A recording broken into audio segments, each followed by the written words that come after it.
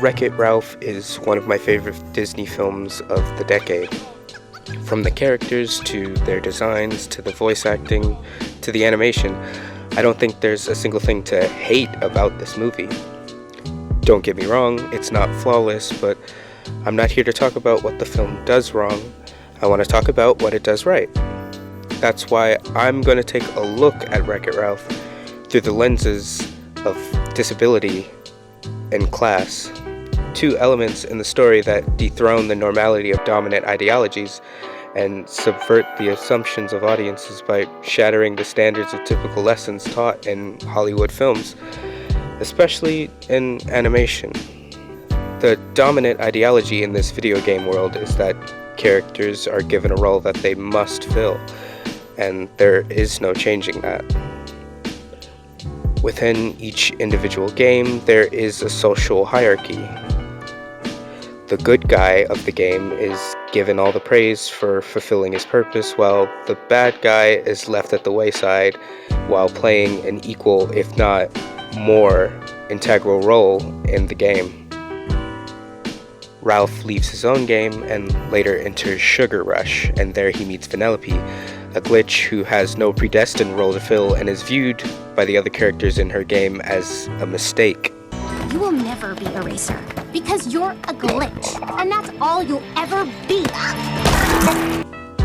Both Ralph and Vanellope want recognition and acceptance from their peers, which expresses a universally relatable and understandable motivation.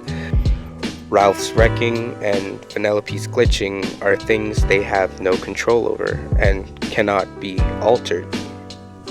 Together, these two characters form a sort of counterculture. In doing so, they find solidarity in each other. Ralph can only break things. This ability is focused on by others to be his disadvantage.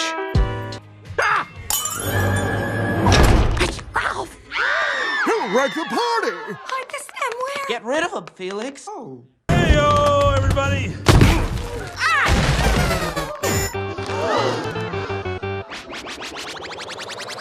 I'm okay. Because you're just the bad guy who wrecks the building. No, I'm not. Yes, you are. No, I'm not! It's literally coded all the way down to his appearance. Hey, why are your hands so freakishly big? It isn't until he meets Vanellope that he finds out that there can be beauty also in what he does.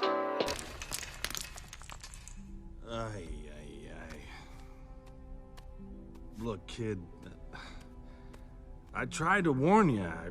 I can't make things. I just break. I love it. You do? Vanellope is a glitch and thinks this to be a hindrance. As she trains to be a racer with Ralph, she finds comfortability in her glitch and uses it to her advantage. Both characters use their drawbacks to save the day.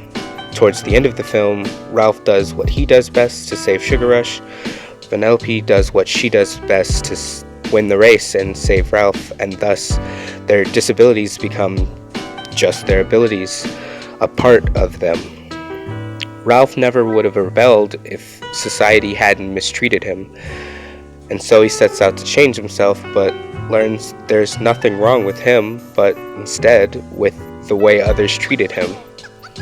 He forced society to treat him better by refusing to accept the role imposed on him. Everyone expects Ralph to be a bad guy, but throughout the movie, we watch his friendship with Vanellope make him more protective and caring, transforming him from the vain, self-serving character we meet in the beginning. Vanellope is revealed to be a princess toward the end of the film, but shrugs off this role in favor of embracing the disability which is now intertwined with her newly formed self-approved identity. Princess. Ralph, what are you, nuts? Come on, this isn't me. This is me.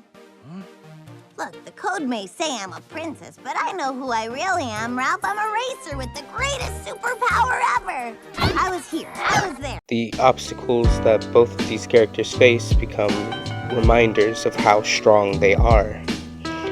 In life, there are limitations. Things have rules that we may not like.